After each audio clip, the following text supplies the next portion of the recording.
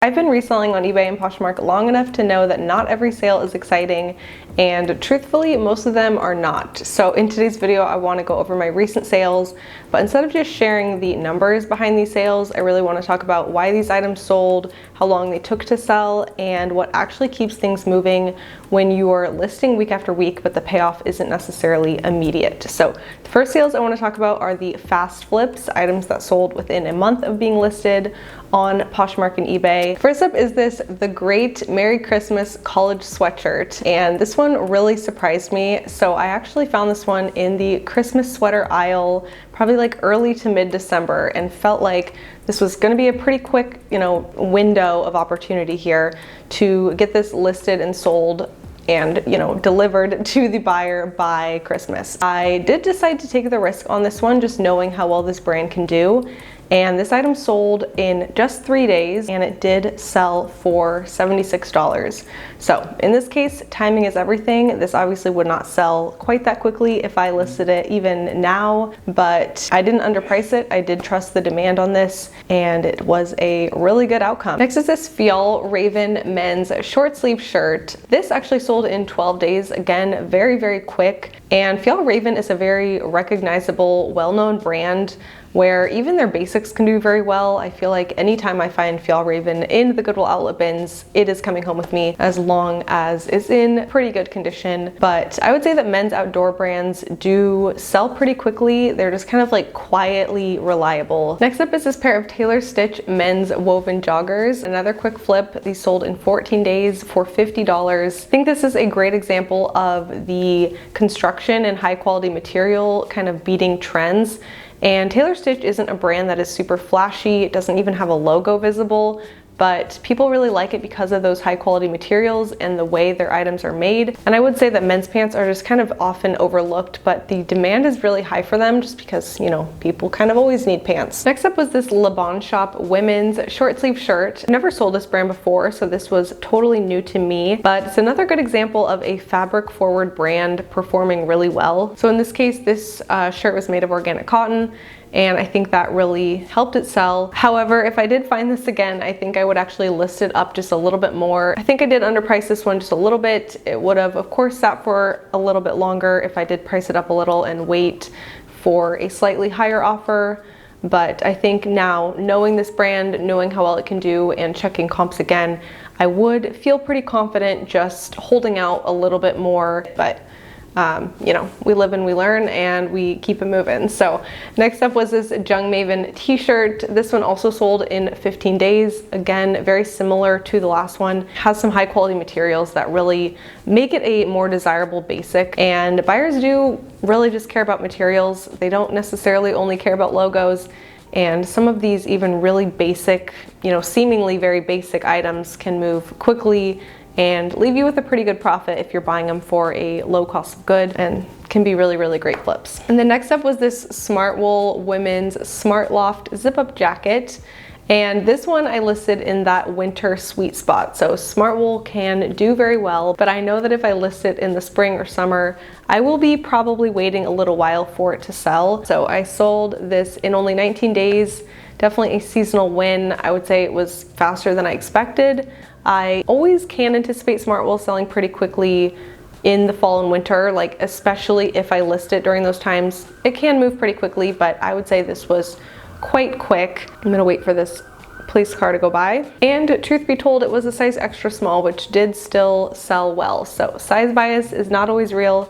I know, myself included, it's tough picking up extra small sometimes because those items can sit, they're a little bit more saturated, maybe less demand, but in this case I did still pick it up. Then this one was slightly out of my wheelhouse, but I love to pick up Arc'teryx when I find it at the Goodwill outlet. So this was actually a climbing harness, and it's definitely gear, not apparel, so not something I'm super used to listing, photographing, all of that. But I did my research, figured out what exactly this was, how to market it, all of that. I used vintage climbing harness, rock climbing gear, retro, early model. So definitely keyword stuffed it and sold it for $28 on Poshmark. Again, very quick, took 29 days. All right, then we've got the slow but steady sellers, which if you will notice, the bulk of my sales fall under this category. Patience, the long game, that is kind of what reselling comes down to like 95% of the time. So first up is this Lululemon women's yogi dance jacket. This one sold on eBay in 37 days and it sold for $40. So this one in particular is not flashy, but it is a good example of a boring win.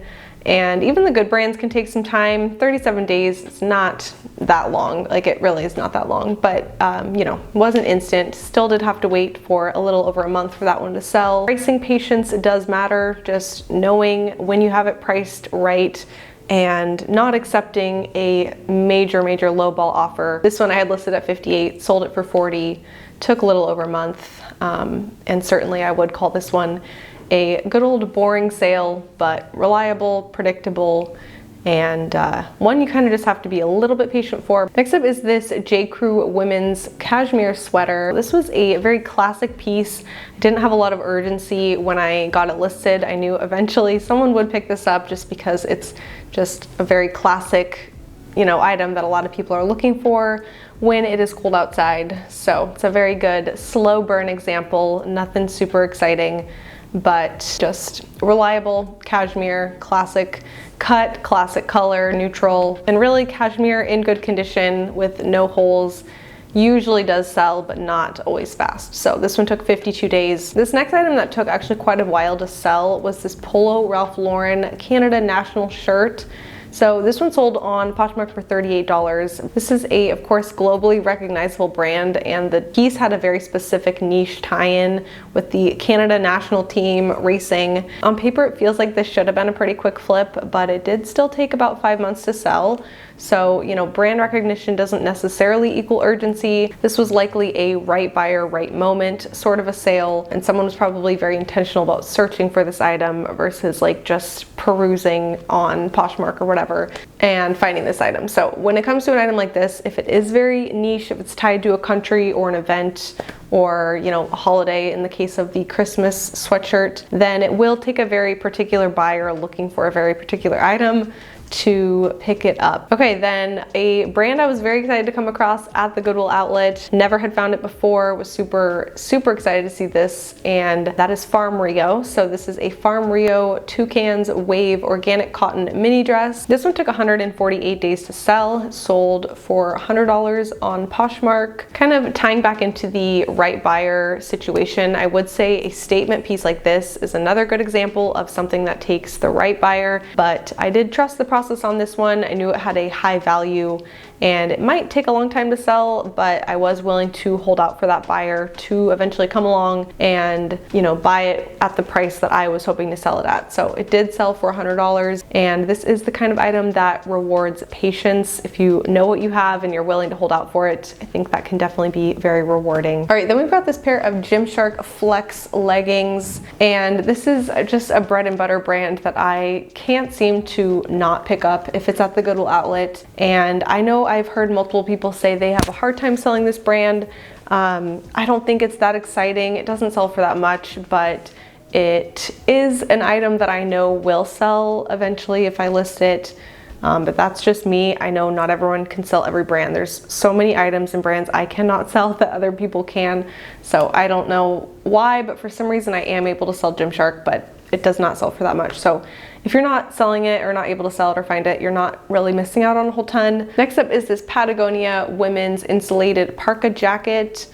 And this sold for $67 on Poshmark in 205 days. So outerwear seasonality is very real. Jackets are not necessarily something people are on the lookout for until it gets cold, especially an item like this that's very much a puffer and long, meant to keep you very warm, not a light jacket. And looking back, I think I actually priced this one a little bit too high initially, because I did end up selling this at 50% off my original asking price, but it still sold for $67, which I think is a very good sale for a used jacket. But I just think for how oversaturated this brand and the size extra small are, I did price it, I think, a little bit too high, and was quite happy actually to sell it for $67. Next, I sold this pair of Aloe girls leggings. So nearly a year-long hold on this one. It took 362 days. Did sell for $22, so still profitable since I did buy it at a low cost of good. But yeah, kids wear just moves slower. I usually am not picking it up. The brand was definitely why I picked this one up, but took about a year. So was it really worth it? I don't know, but certainly a good picture of what reselling really looks like. And that is sometimes just really long wait times. Let me know if you are okay holding on to something for a year or more, or if you are someone who likes to purge your inventory a little bit or just redonate or bring to a buy sell trade if it's not moving, and how long you typically wait until you do that. All right, then I sold this Anthropologie blanket scarf in, again, 361 days, just about a year. But scarves do sell when the weather shifts, so once it gets cold, people are on lookup for this. But I did list this last winter, so it did take a full year to come back around. So listing early or right during that peak season does not guarantee the sale. You might actually have to wait until the next season. This did end up selling eventually on eBay for $25. And left me with just about 19 total in profit. This next item was another Arc'teryx item, but it does go to show how important the category is, and kind of in this case the condition as well. But this was an Arc'teryx men's t-shirt, sold for $17 on Poshmark, and this one took a good old 413 days to sell. Kind of a surprisingly slow mover. I think of Arc'teryx as being like a super hot commodity right now, so I think, you know, kind of goes to show brand isn't always going to, sorry, I'm so distracted because I cannot keep my hair away from this mic, and I decided to wear it down, but I'm kind of regretting that, so bear with me here. But when it comes to Arc'teryx, it's not necessarily going to sell for a ton, and it did have a couple little holes in the back, like right where the brand is, that I did mention in the listing. But of course, an item like a jacket will sell for a lot more than a t-shirt. And I think even if it said Arc'teryx, like if it had the little logo on the chest, which I don't think this one did, that probably would have actually increased the price, probably would have sold a little quicker. It just comes down to the category a lot of times, and just if it is a brand that people really want you to see they're wearing, I think having the logo on there somewhere does help it do a little bit better. But yeah, not all Arc'teryx is equal, and the category does matter. Still not a bad flip. I bought this at the bins, still made a good profit, but just wanted to point that out. Just because the brand gets a lot of hype or is a really expensive brand does not mean all items will sell for a lot or quickly. Then this next one is an extremely niche designer, and I'm gonna try my best to pronounce it. It's called Noir K Ninomiya.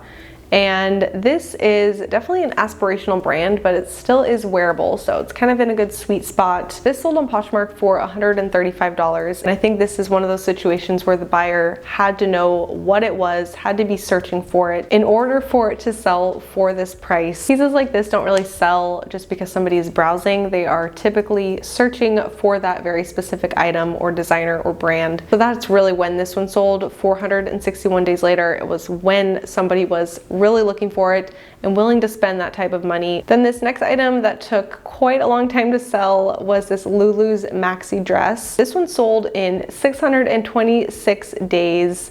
This was the longest hold on this list of recent sales, and I just feel like formal wear sits until it doesn't. Like, somebody again has to be looking very specifically for a long lace dress in order to buy this. Somebody eventually did need this exact dress and decided to buy it.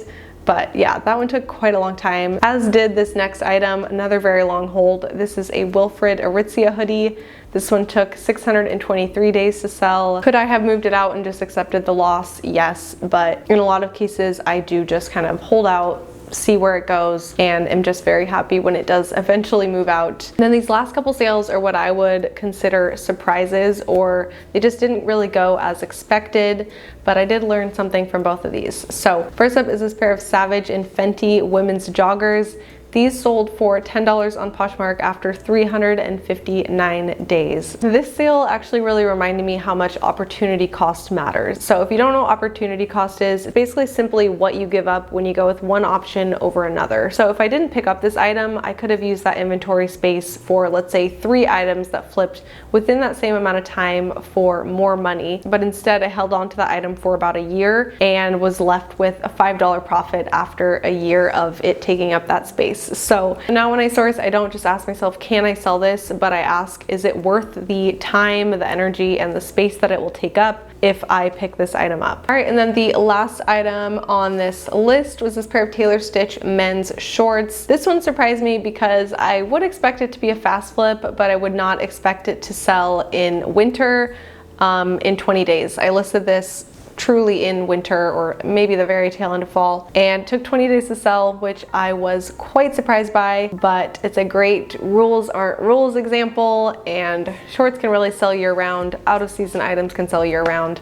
Seasonality is flexible, it's not fixed. So, you know, you can think you know what's gonna happen if you buy a seasonal item, and then you can be totally caught off guard, thrown off, and you know, in this case, that was a good thing. It sold quicker than expected versus taking longer than expected. So I will take that all day, every day. But looking at these sales, I would say it's a good reminder to myself and maybe to you too, that reselling is mostly waiting. It's a little bit of strategy and definitely trusting your gut when it comes to purchases. And you know, not everything is fast, but it does still work as long as you are overall consistent. I wouldn't even say I'm the most consistent at listing and all of it, you know, listing, and this is probably the main one I'm least consistent at, photographing and listing.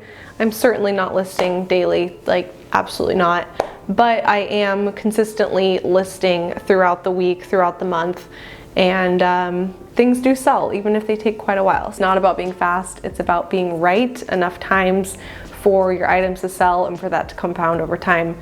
So, you know, if you're in a slower season or things aren't really moving as quickly as you want, just know that it doesn't mean you're doing anything wrong. Could just be a slow season, could just be that some items take a long time to sell. So certainly keep all of that in mind as you list, as you wait for things to sell. They might not always move quickly, but if you are putting in the work and you're putting up quality listings and listing quality items, they will sell even if it's not as fast as you might think. But that's it for this video. Thank you so much for being here, for watching, and I hope you have a very good rest of your day, and I will see you in my next video. Bye.